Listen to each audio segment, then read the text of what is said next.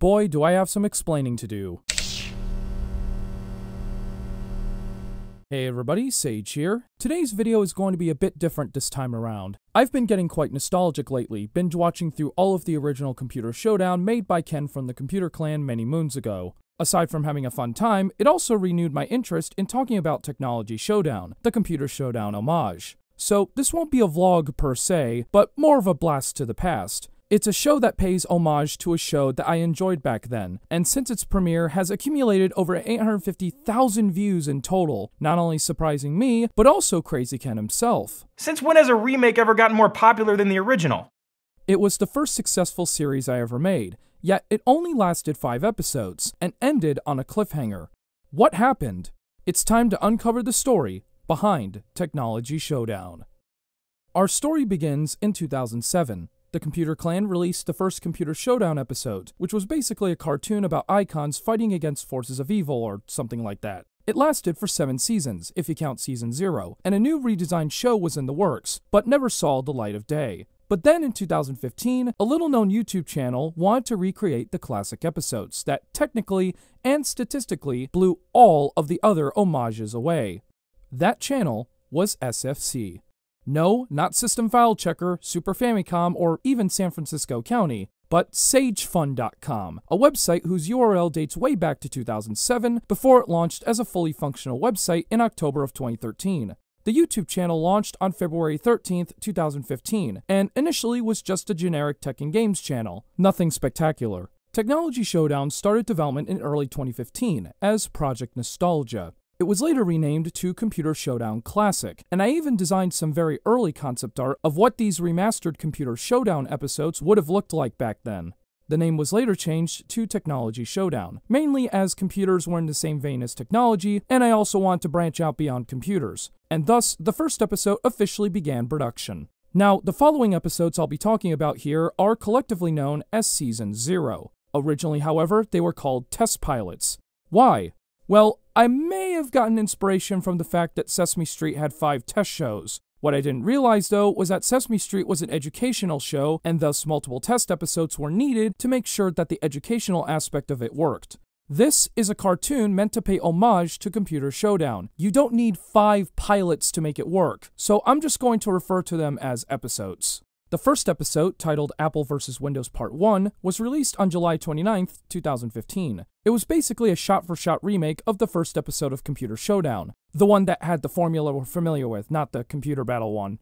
In this episode, Apple encounters Windows, defeats him pretty easily with the Finder, and then encounters Ubuntu. And that's all you need to know. Now, there are a lot of big changes with this one compared to the original. For example, Bill Gates is nowhere to be found, instead being replaced by the Windows logo. The episode also modernizes a few things, like changing OS X Leopard to OS X Yosemite. The evil Pac-Mans in Apple's Final Attack have been replaced with 3D Pac-Mans for some reason. There are also a few other dialogue changes in an attempt to make it, well, less childish. But the biggest difference is that the visual quality is way better, by a landslide no doubt. The action is a lot faster, there's actual explosions, and even the special effect where Megatux slams Apple still holds up. The audio, however, doesn't really hold up. It's quite overmodulated, which compared to what I do today is something that would never slip through my radar. Regardless, Computer Showdown fans seem to like it, so logically, a second episode would be made. Apple vs. Windows Part 2, released on August 10th, 2015.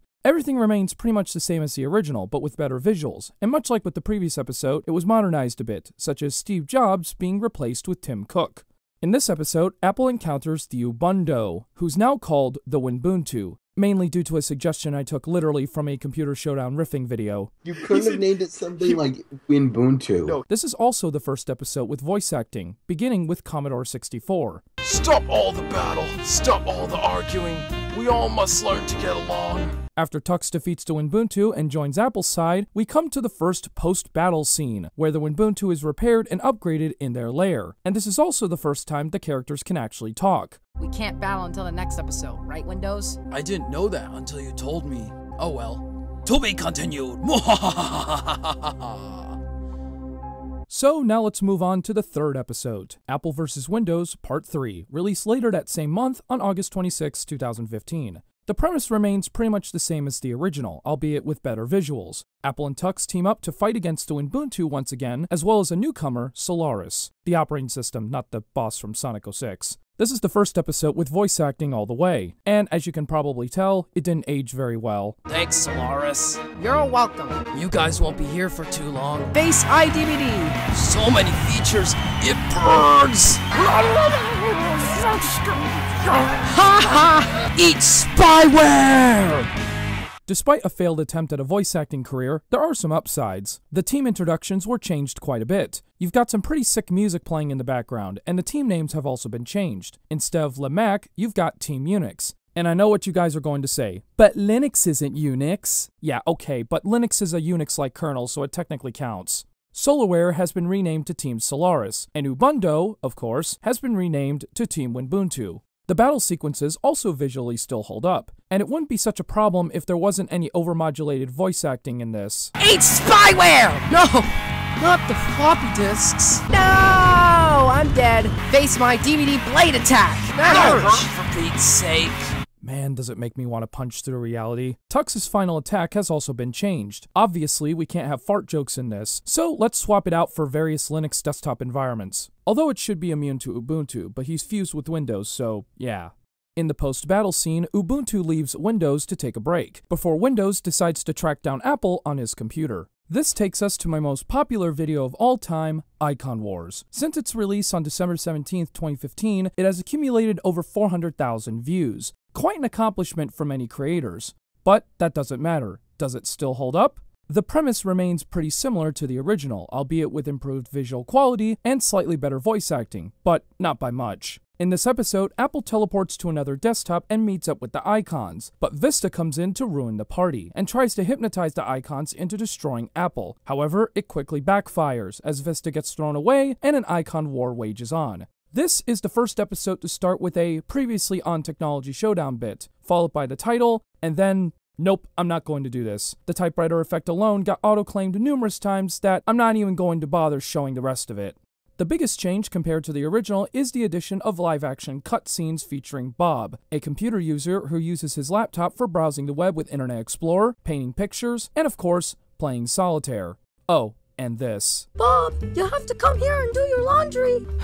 Okay, Mom. The desktop from the original Icon Wars was also updated and made a lot more like a Windows XP desktop. Some of the icon names, however, were changed. Settings became Control Panel, Spring Photos became Floppy Drive, Winter Pictures became CD Drive, Fall Photos became Removable Drive, and Poca Power became Poca Player. Virus Maker also makes his first appearance in this episode, with the voice provided by the macOS voice, Ralph. Eat viruses. Some of the action scenes are pretty cool and visually still hold up. For example, you've got my computer firing CDs, Internet Explorer flinging Removable Drive across the screen, Movie Maker unleashing his film strip attack, the works. Eat my film strip attack. Bob eventually comes back, finds out Virus Maker infected his computer, and then proceeds to fight back.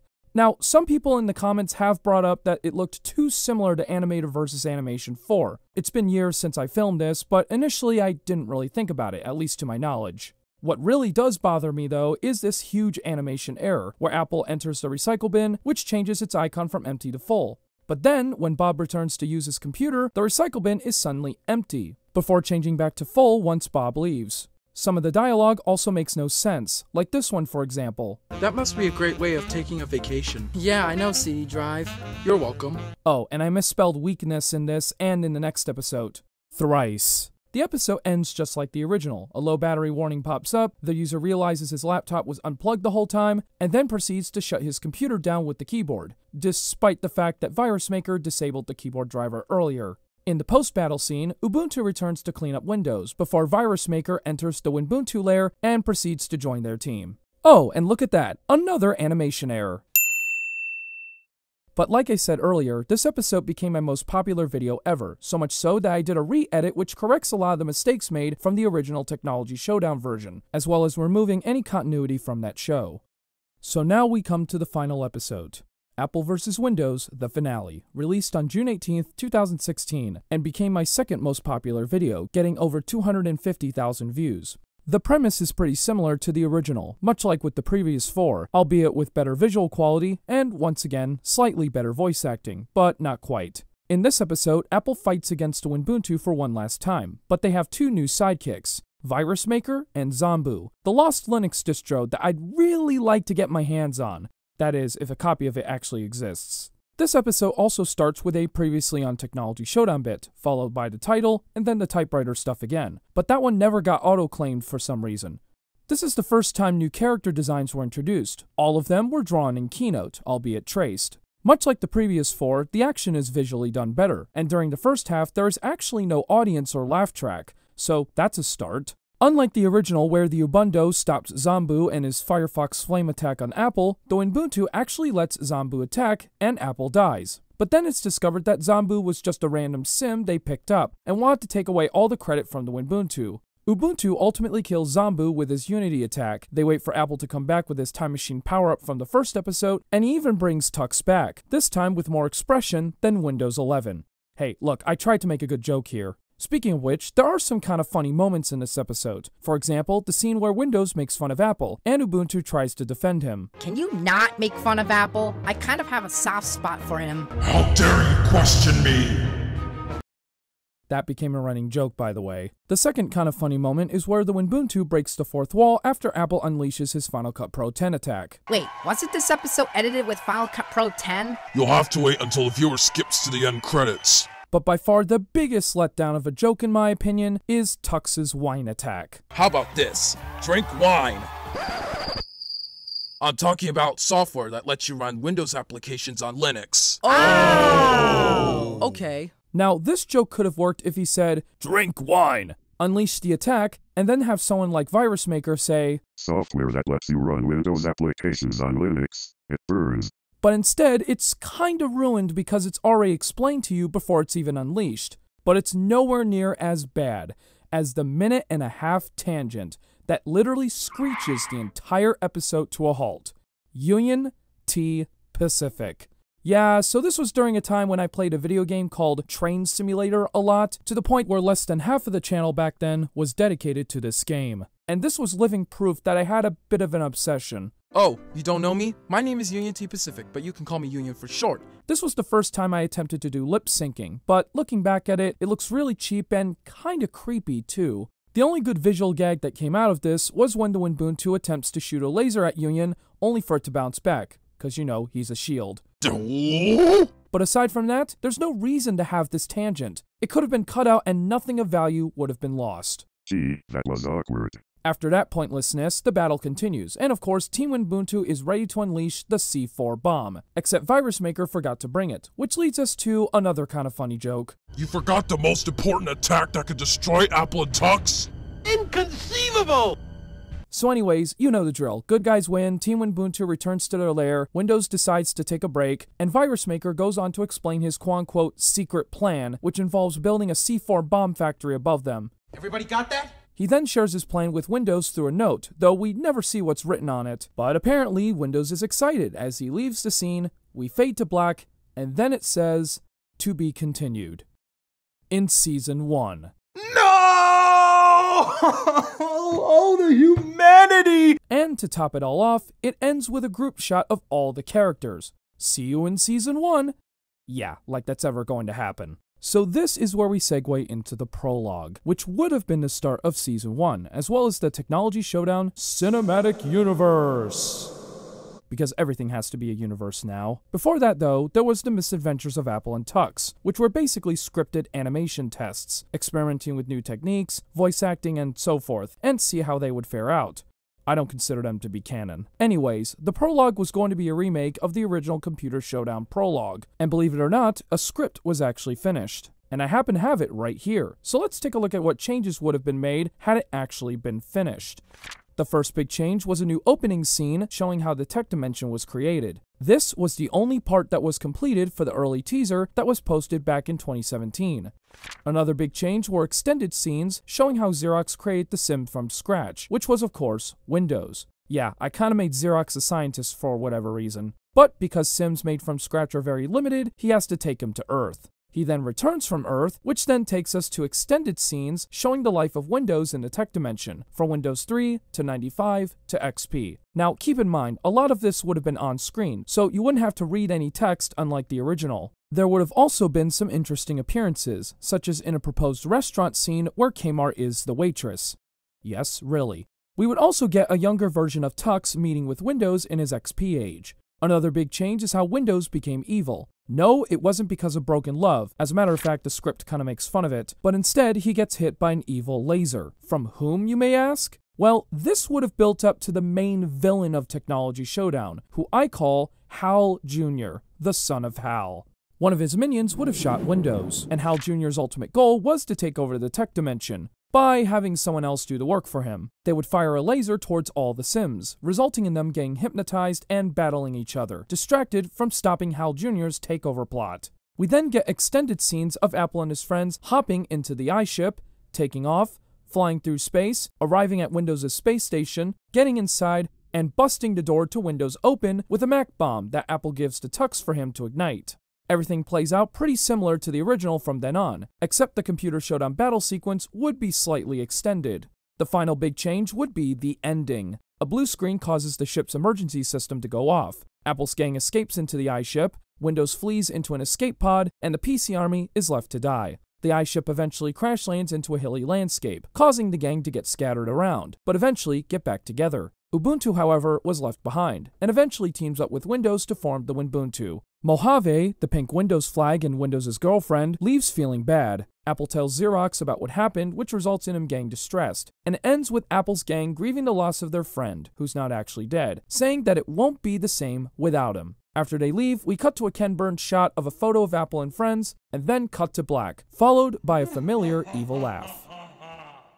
That would have started the Technology Showdown universe. Now, initially, I did have plans for the future after the prologue, like remaking the first 5 episodes but Hal Jr. plays a role in it, and eventually remaking Season 1 of Computer Showdown, where it mostly plays out the same as the original, but the bad guys use a red ring of death laser to not enslave Macworld, but rather the tech dimension. There were also planned to be spin-offs. Remember that UNT Pacific character I mentioned earlier? Yeah, he was going to get a spin-off show. And remember those misadventures of Apple and Tux animation tests? Yeah, there were going to be more of those. Thankfully, none of those ideas came to fruition. So, what happened to the prologue and the future of the show?